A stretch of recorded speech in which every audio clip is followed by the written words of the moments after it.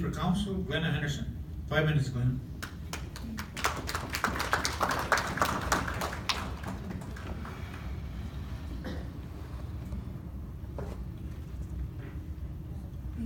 Bonjour, Anine. Glenna Henderson, Dishnikas is my English name, language. And Giju Yanaman is my spiritual name. I am, which means gentle, changing wind, or that's how it was explained to me from one of our people at home. I'm in a position where I'm kind of in the middle of being young and being considered old. And the thing about that is that I remember my granny. I remember these old people, how we lived off the land, how we went down and we fished. I've been ricing, I eat wild rice, I cook it. I do those things right now, as it is. I've gardened, I haven't had a garden for a while, but I have. Those kind of things made me feel powerful because I had a connection. And that's one of the things that we're missing a lot of is a connection. Some of us are in the city because we never had the opportunity to live on reserve. It's not Chief and Council's fault. It's not anybody's fault except, the government that always trying to keep us down. And, but we have resources. We have each other. The one thing that has kept us going is our families, our connections that way. And we also have manpower. We have the ability to work together. I can look out here and I can see some of the people that I have worked with in the past and that I can bring you in, and we need our youth. We need our youth to hold us up and to lead us, and then we need our elders to guide us and to show us the old ways and remember, the language, the strength, the heart, the earth.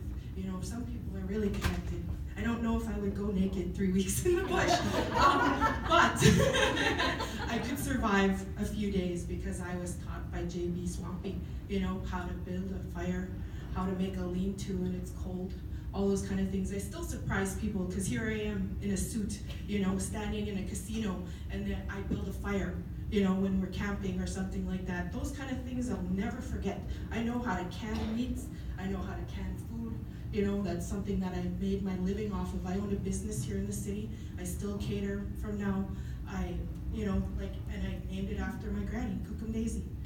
She was there. She's still with me. My other Cookum too, my mom's mom, Mary, my other one, Emily. These are the things, this power that we have that people are always trying to hold down. It's not happening anymore. My son stands up for women. My son stands up for his friends. He was honored in the provincial government just a few months ago because he stood up for somebody who was murdered on his way home. And we're all afraid of that. We're all afraid to watch our kids and our women and go out the door because we don't know if they're gonna come back. You need people here that understand those kind of things, but you also need people who are gonna take direction and listen to the youth and listen to each other and listen to the elders. There's so many things. You can take money, we don't have a lot of it, but if we pull it together and you buy cows, and you raise them and you have animals, you cultivate the resources that we have, the moose, and make sure that they're coming back, and that we fish and that we also repopulate it and take care of our water. There's people, we've just lost a water person. And there's a lot of people that are in the crowd here that I see that have a voice and they can speak towards it, and we need to be able to give them that power too. It can't be just the 6, 7 people that are gonna run in the front. We have to back those ones that are doing it right now that work.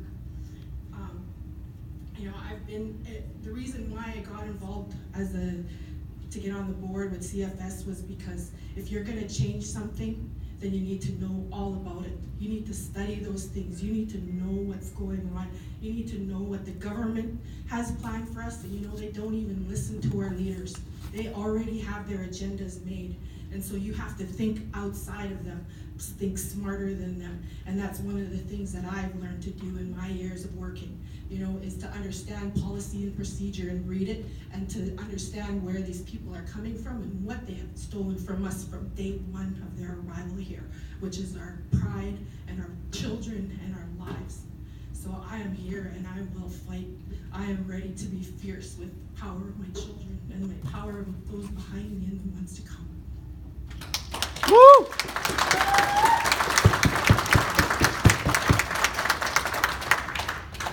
Very good, Glenna. Okay, I'll entertain one question for Glenna. I don't see any hands, so we'll move on. Ted, I wanted to ask you before, while I'm up here, is to, I'd like you to see if you could make some closing remarks after we're done. Ted, not right away, but when we're done, if you have time, okay?